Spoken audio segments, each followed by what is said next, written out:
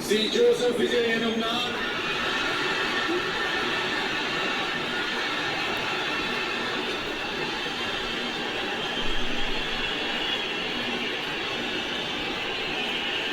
சட்டப்படி அமைக்கப்பட்ட